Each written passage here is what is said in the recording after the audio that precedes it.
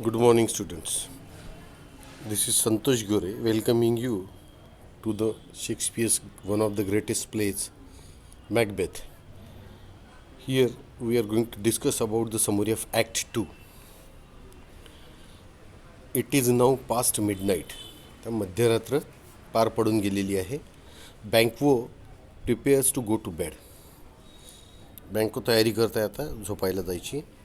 But is a little tense as he is haunted by strange thoughts.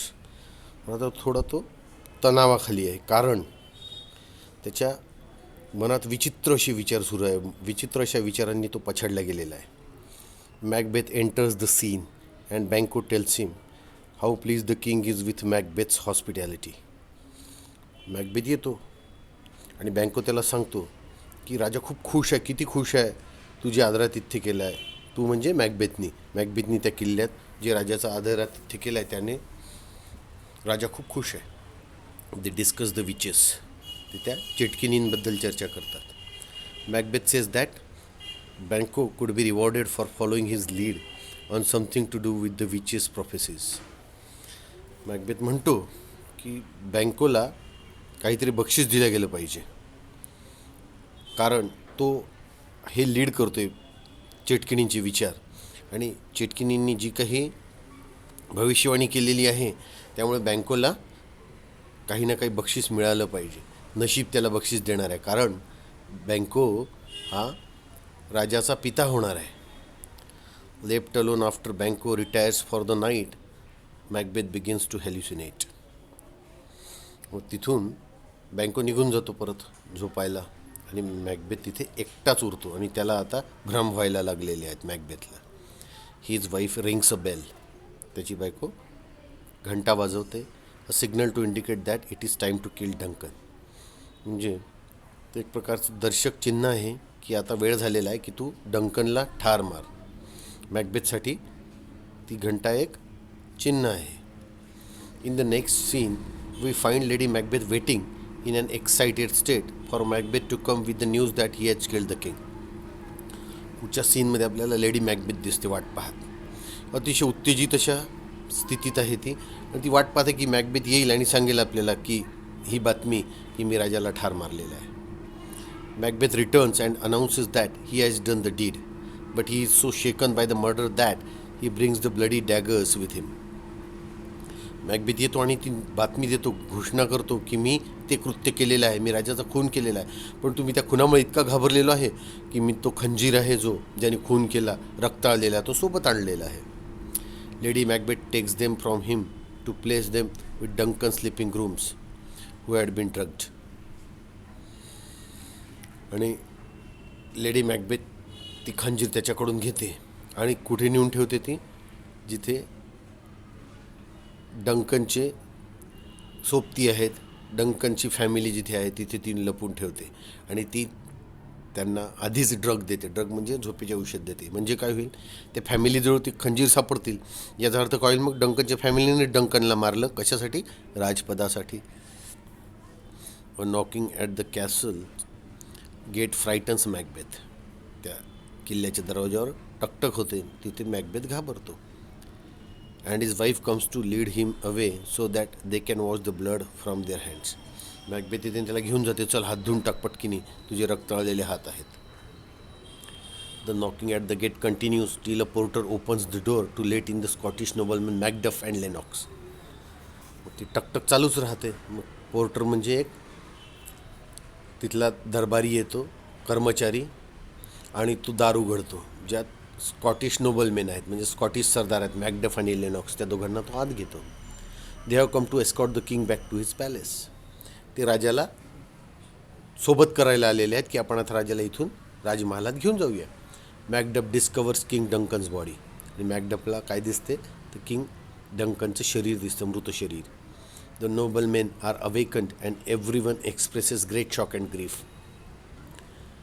सगळ्या सरदारांना उठवल्या जातं झोपेतून, आणि प्रत्येकजण खूप मोठा धक्का आणि दुःख झाल्याचं दर्शवतो.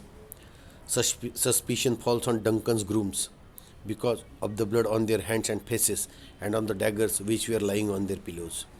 मग ते डंकनचे बाकीचे जे सरदार होते, त्याच्यासोबत आलेले ताफ्यातले, त्याच्या कुटुंबातले काही लोक त्यांच्या हातावर चेहऱ्यावर रक्त दिसतं आणि ते खंजीर जे असतात ते त्यांच्या उशाखाली लपवलेले असतात. कोण लपवतो ते?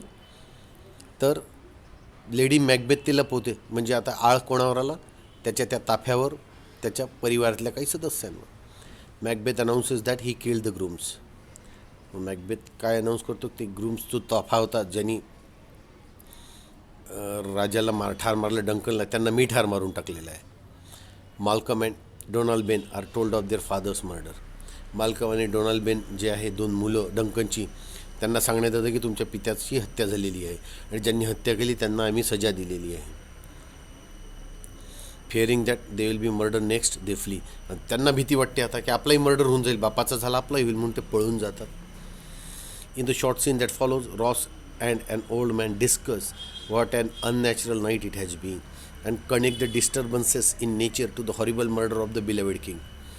एक छोटासा सीन आहे पुढे. त्या सीनमध्ये असं दिसतं की रॉस, तो सरदार आणि एक म्हातारा मनुष्य चर्चा करतात की किती अनैसर्गिक रात्र होती ही, आणि ती अनैसर्गिक रात्र कशाशी जोडतात की बघा किती भयंकर निसर्गात बदल झाला, वादळ आला, पाऊस आला आणि अतिशय भयंकर असा मृत्यू झाला आपल्या प्रिय राजाचा.